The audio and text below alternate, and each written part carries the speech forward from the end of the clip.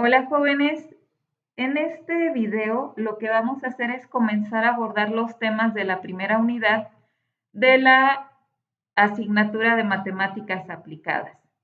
Para ello me gustaría comenzar con la pregunta de ¿para qué sirven las matemáticas? Durante esta asignatura vamos a estar abordando, recordando algunos temas que ustedes han aprendido en semestres anteriores y por eso es que considero importante que nos hagamos esta pregunta. Si alguien llega y les pregunta en este momento a ustedes ¿para qué sirven las matemáticas? ¿Qué contestarían? A ver, dense algunos segundos, piensen, ¿qué contestarían en este momento si alguien les preguntara ¿para qué sirven las matemáticas? La respuesta más común es que las matemáticas sirven porque están presentes en todos los aspectos de la vida. Los aplicamos o las aplicamos, las utilizamos todos los días. Por ejemplo, cuando ustedes se despiertan, empiezan a hacer cuentas del tiempo para saber si les va a dar tiempo de llegar a la escuela en el caso de los que tienen que trasladarse a la escuela. O empiezan a hacer un día antes cuentas, a ver a qué hora tienen que ustedes poner su alarma para que al otro día les dé tiempo de salir y no llegar tarde al plantel. Entonces ahí están aplicando las matemáticas. Cuando ustedes van a la escuela, normalmente sus papás les dan cierta cantidad de dinero para gastar para el transporte, para comprar algo de comer, etcétera. Entonces, también están haciendo cuentas, por ejemplo, les dio sed y entonces piensan si les alcanzará o no para en lugar de agua comprar un refresco. Ahí están aplicando matemáticas. Otro ejemplo, no sé si ustedes acompañan a sus papás a realizar las compras para la despensa, pero en ese momento también se aplican las matemáticas porque normalmente esas compras se hacen con base a un presupuesto. Entonces, cada que van poniendo un artículo en el carrito o en su bolsa, van haciendo cuentas para verificar que realmente no se pase el total del presupuesto que ustedes tienen establecido. Otro ejemplo, cuando van a preparar cierto alimento utilizando una receta de cocina, también tienen que aplicar matemáticas para saber la cantidad de cada ingrediente, el tiempo que tienen que dejar cada uno de los pasos. Si van a utilizar un horno, bueno, tienen que checar a qué temperatura o a cuántos grados tiene que estar. Entonces, en todo eso y en sinfín de actividades más se aplican las matemáticas. Alguno de ustedes estará pensando, y con justa razón, bueno, estas son matemáticas básicas, pero ¿qué hay, por ejemplo, del cálculo integral y diferencial o del álgebra? Hay ciertos temas que es muy difícil que los apliquemos en un día normal de nuestra vida. Estoy de acuerdo, pero aún así nosotros los vamos a abordar en esta asignatura. Entonces, ¿por qué es importante? ¿Por qué no nos quedamos nada más con matemáticas básicas, que son las que realmente aplicamos en nuestra vida diaria? Y entonces, ¿por qué atormentarnos con estos temas tan complicados? Bueno, la respuesta a esto es que todo lo que ustedes aprenden desde lo más básico hasta lo más completo o difícil permite que su cerebro, se desarrolle y entonces ese cerebro desarrollado los vuelva hábiles o capaces para resolver problemas y tomar decisiones en su vida. El hecho de que ustedes aprendan a calcular una integral, seguir todos los pasos, aplicar una fórmula, permite que su cerebro se siga desarrollando, que vaya más allá de lo básico. Y entonces a lo mejor no de manera explícita, pero sí de manera implícita los está volviendo más capaces de poder tomar decisiones, resolver problemas, no solamente matemáticos, sino también las matemáticas nos permiten que este cerebro que ustedes tienen o que yo tengo se vuelva más capaz para poder resolver problemas y tomar decisiones.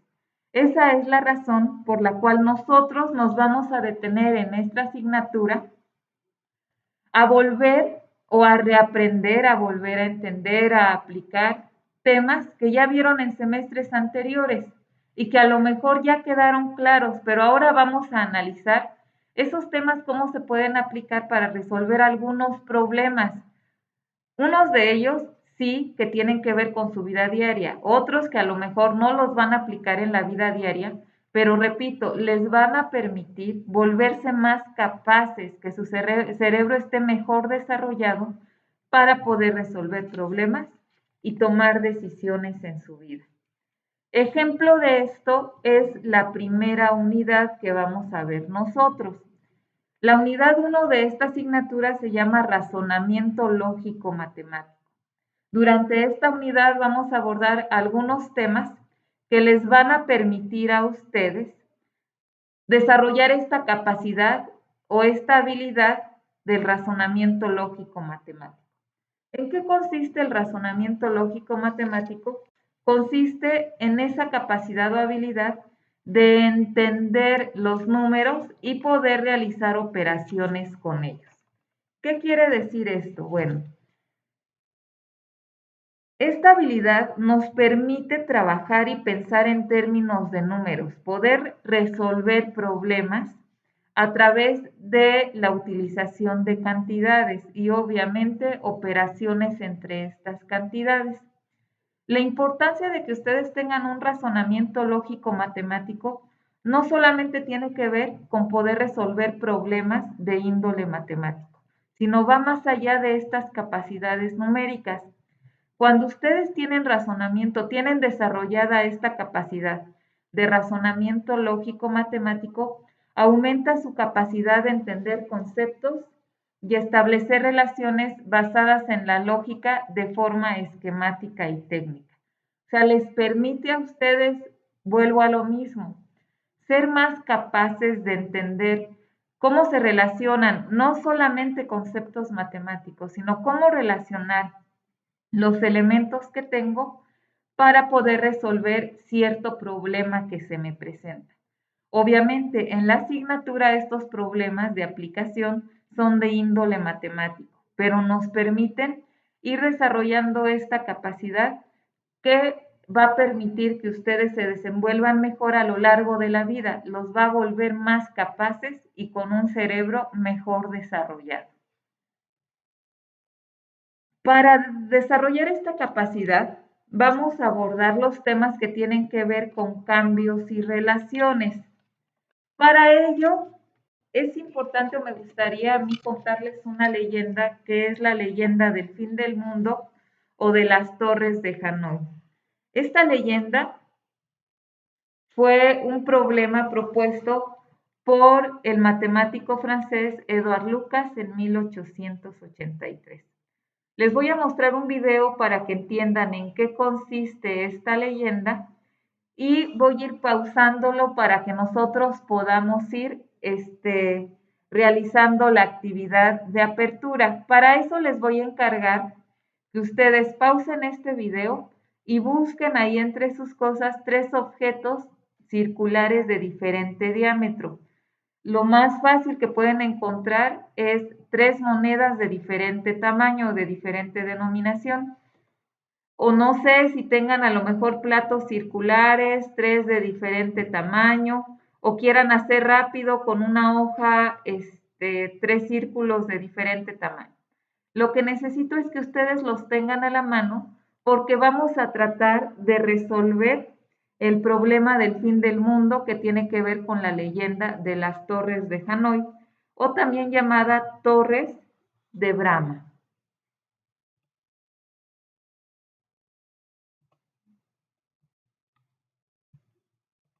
Vamos a analizar el video. A ver. Muy bien. ¿Sabías que en este mismo instante hay unos monjes trabajando para destruir el mundo?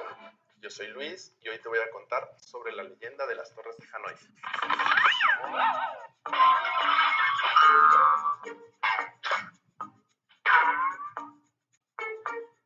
Este es el rompecabezas de las torres de Hanoi y fue diseñado por el matemático francés Édouard Lucas en 1883. La leyenda cuenta que en el principio de los tiempos se les entregaron 64 discos de oro y una estructura de 3 postes a unos monjes de la ciudad de Benares, India.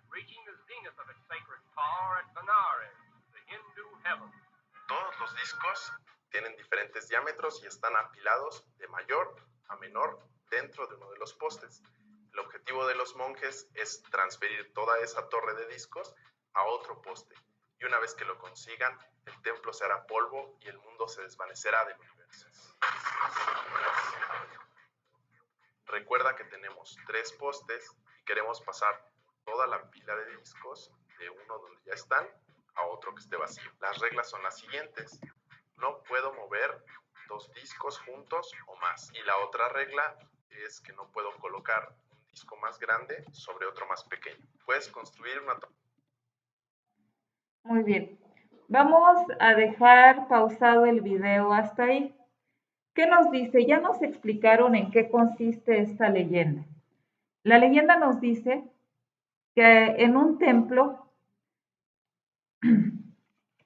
había, o Dios cuando hizo la creación, puso esta estructura, que era una estructura con 3 postes, y en uno de los postes puso 64 discos, del disco con mayor diámetro al disco con menor diámetro, de lo más cerca de la estructura a lo más alejado.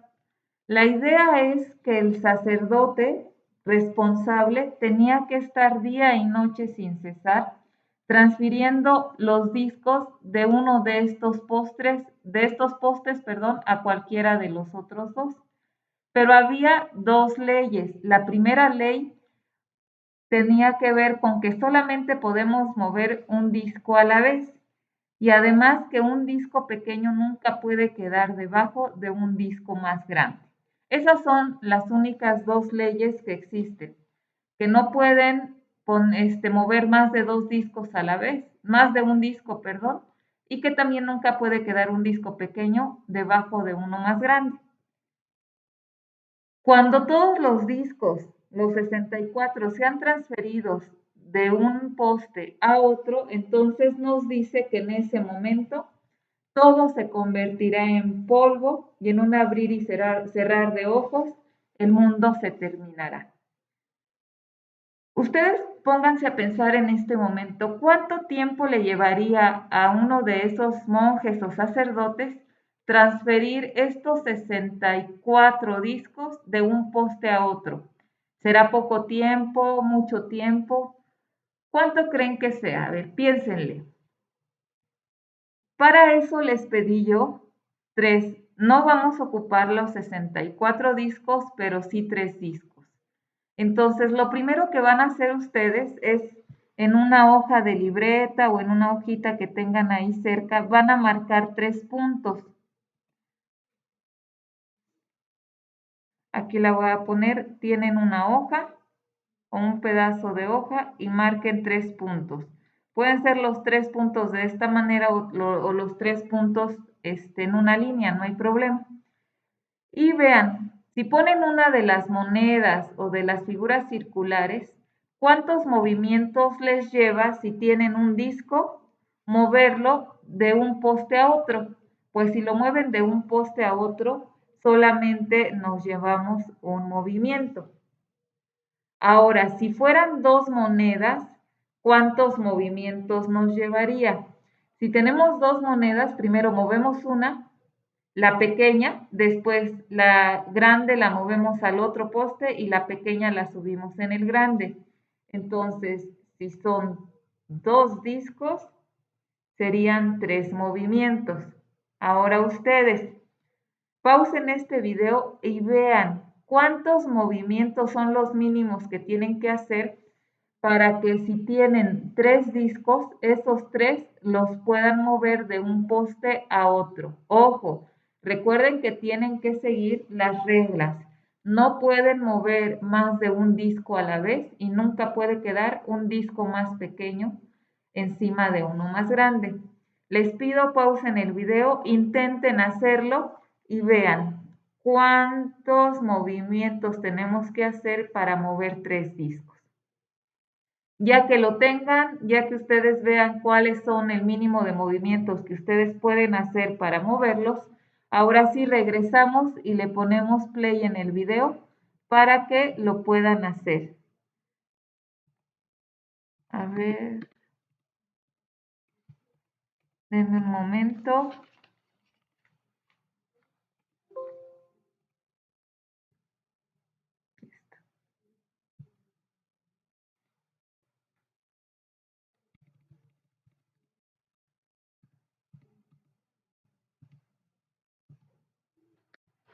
Ahora sí.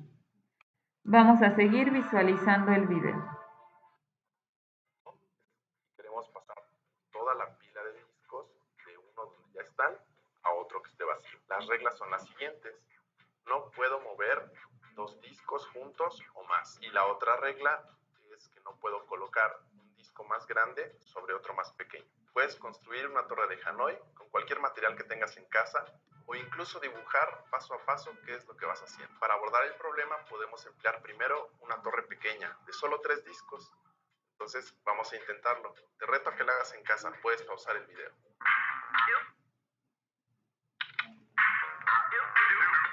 La solución que te explico a continuación es la que utiliza la menor cantidad de movimientos para resolver este acertijo. Vamos a comenzar moviendo el disco más pequeño. Recuerda que no podemos mover dos o más a la vez. Ahora el disco mediano lo vamos a mover a la torre que quedó libre. No lo puedo encimar sobre el disco que está pequeño. Por último quiero mover el disco más grande, pero para eso necesito liberar un poste. Entonces moveré el disco pequeño sobre el mediano. Y ahora que está libre ese poste, puedo pasar el grande ahí. Lo que nos resta es regresar estos dos al disco más grande. Moveré otra vez el pequeño al poste libre y el mediano sobre el grande. Terminamos moviendo el más pequeño sobre todos. Como vimos, nos tomó 7 movimientos. Para mover 4 discos, pensemos un poquito. Hay que mover estos 3 a otro poste. Eso nos va a tomar 7 movimientos, lo hicimos hace un momento. Ahora que está libre el disco de hasta abajo, lo podemos mover, llevaremos 8. Y otra vez, los 3 que habíamos movido, los queremos regresar al disco más grande, así que serán otros 7 movimientos. En total, fueron 15 movimientos. Para mover 5 discos, pues quiero quitar los 4 pequeños para que el de hasta abajo esté libre. Entonces eso me tomará 15 movimientos, luego el disco de hasta abajo lo desplazo al poste libre, eso nos da otro movimiento más, en total 16, y hay que sumar otros 15 para regresar esos 4 encima. En total fueron 31. Y con el caso del 6 pasa algo parecido, 31 por 2, que es de mover 5 discos 2 veces, y un movimiento más en el que movimos el disco más grande.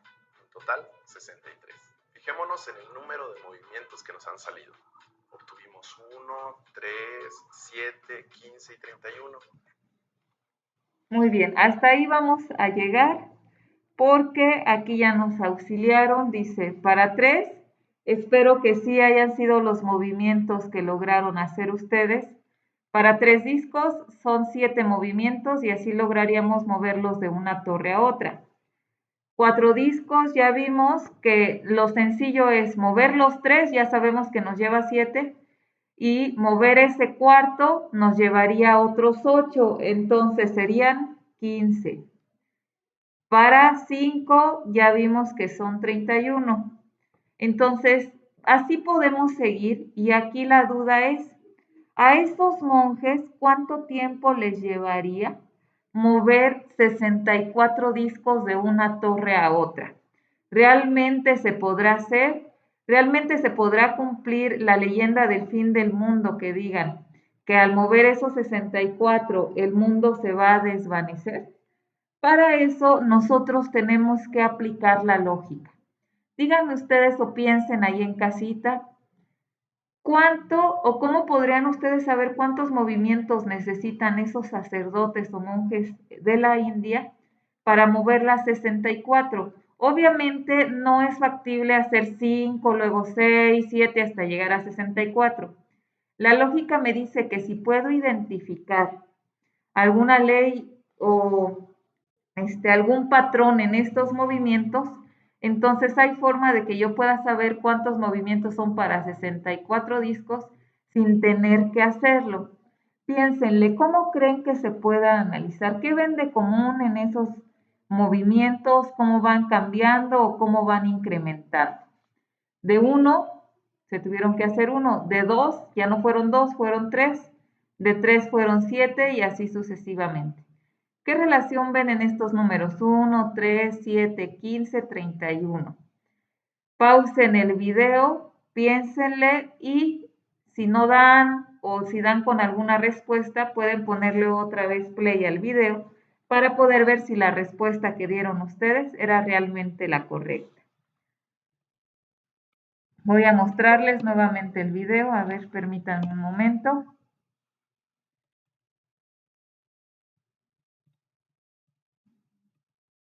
Ahí estamos.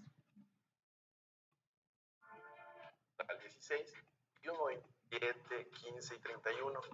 Quizás esta sucesión no te dice mucho, pero si le sumamos 1 a cada uno de estos números, obtenemos 2, 4, 8, 16, 32. ¿Ves algún patrón? Pues sí, solo estamos multiplicando por 2, es decir, son números que son potencias de 2. Podemos conjeturar que para n discos, entonces necesitamos 2 a la n menos 1 movimientos. ¡Oh, la, la! Volvamos a nuestra leyenda. Para la torre de 64 discos, vamos a requerir 2 a la 64 menos 1 movimientos, es decir, 18 trillones 446.744 billones 73.709 millones 551.615 movimientos. Si suponemos que cada uno de estos movimientos les toma solo un segundo a los monjes, entonces ¿cuánto se tardarán? ¿Serán un par de días, unos cuantos años? Pues son 585.000 millones de años, más o menos unas 30 veces la edad del universo. Así que ni tú, ni tus hijos, ni los hijos de tus hijos, ni los hijos de tus hijos de tus hijos, de tus hijos de tus hijos tendrán de qué preocuparse.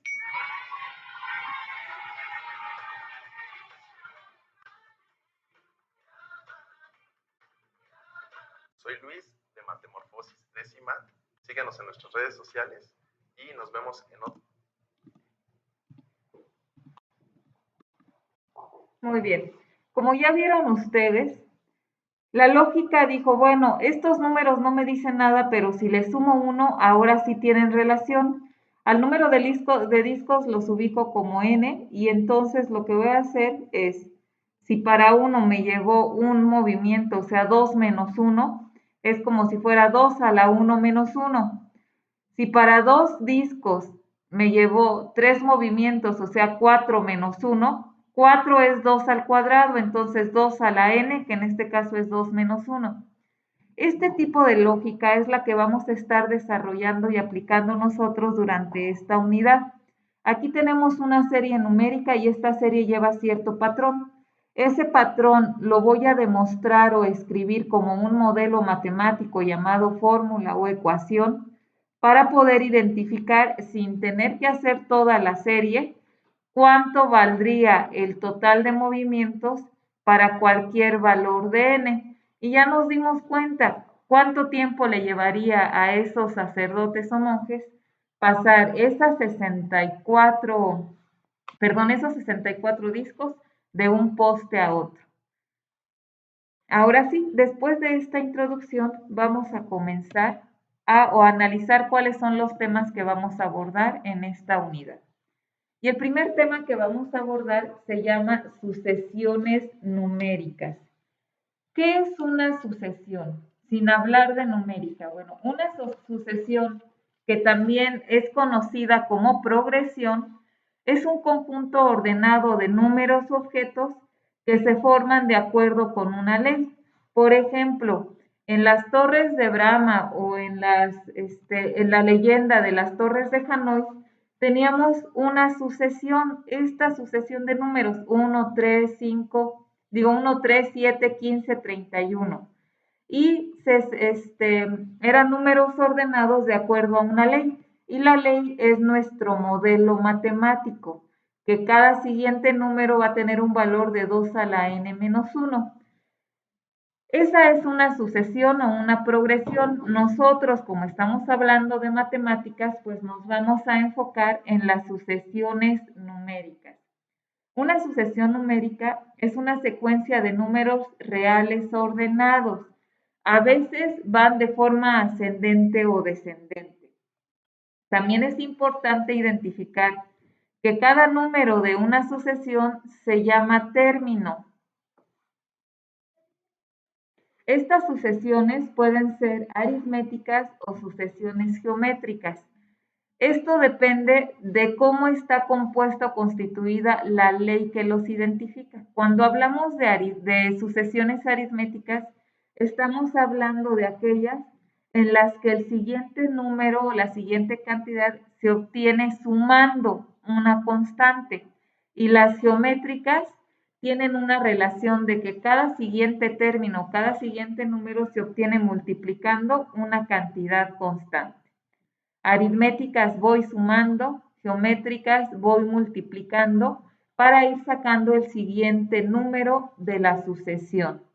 Vamos a comenzar con las más sencillas, que son las sucesiones numéricas del tipo aritmético.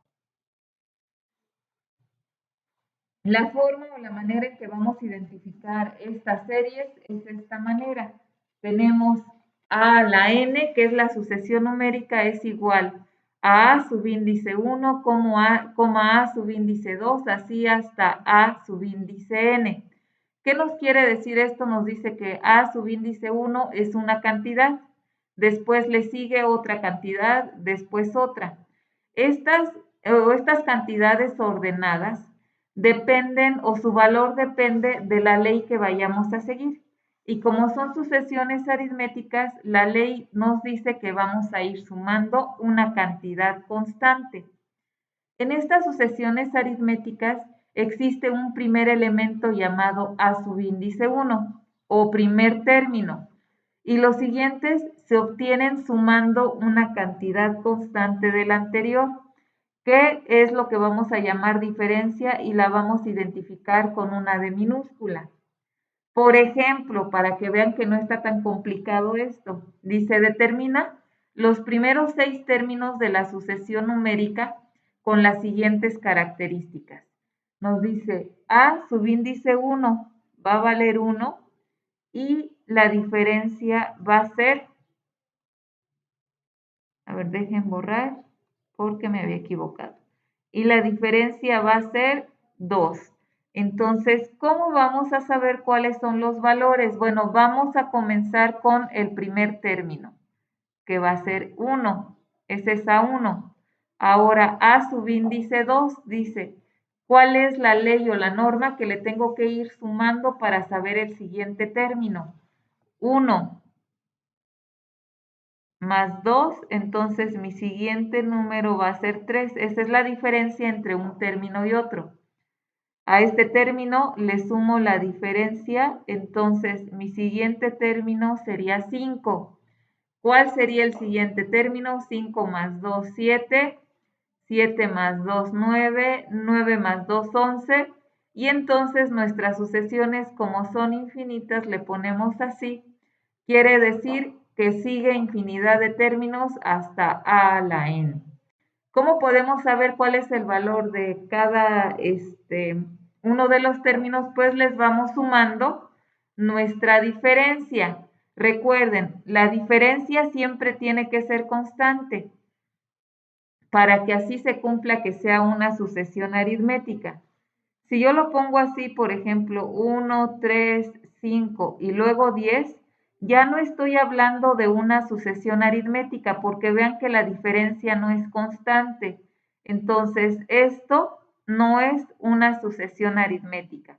Sucesión aritmética tiene que cumplir con que la diferencia entre cada uno de los términos sea constante, que esa cantidad que le voy a ir sumando sea siempre la misma y así vamos de término por término. Otro ejemplo dice, escribe los 4 números que siguen en la sucesión y vamos a tener nuestro término 1 o primer término es 3, menos 2, menos 7, menos 12.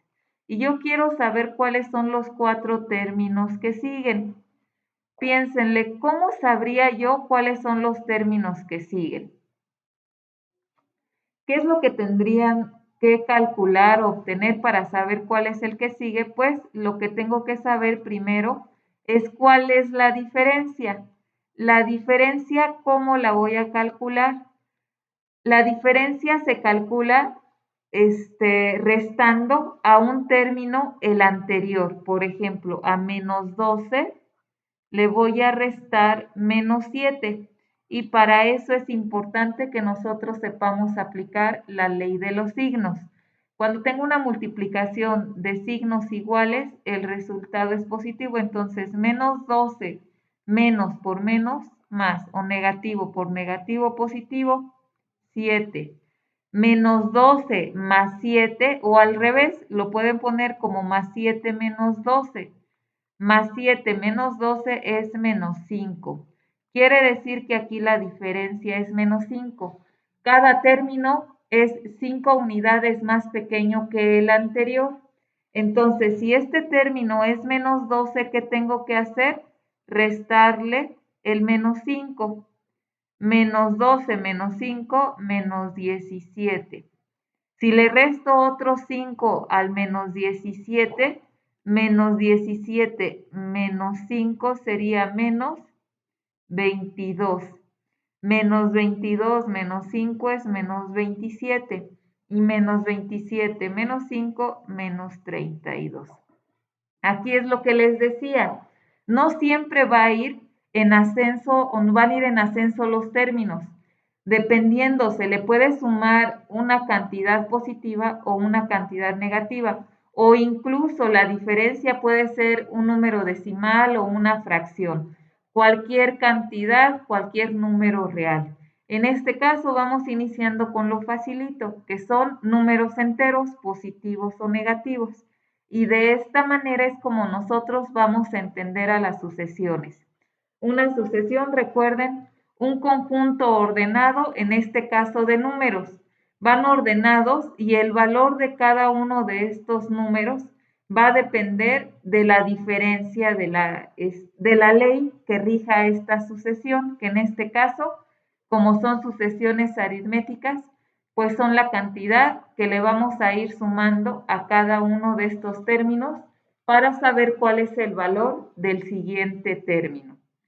En este momento, hasta aquí vamos a dejar la clase. Ya más adelante vamos a ir viendo sucesiones ya de forma un poquito más complicada. Entonces vayan repasando qué es una sucesión y cómo ir ubicando el valor de cada uno de los términos. Recuerden, término es cada una de las cantidades que forman parte de esta sucesión. Empezamos por la posición término 1 es A subíndice 1. Este sería mi término 2, este sería mi término 3 y así me voy. Y como son sucesiones, entonces son ordenaciones infinitas. Tienen infinidad, número o cantidad de términos. Hasta aquí vamos a llegar. En el siguiente video lo que vamos a abordar es ahora, ¿cómo puedo obtener el modelo matemático que rige cada una de estas sucesiones para poder entenderlas de mejor manera? ¿Cómo se va a hacer? A través de una lógica o de un razonamiento lógico matemático. Es lo que vamos a aprender a hacer en el siguiente video.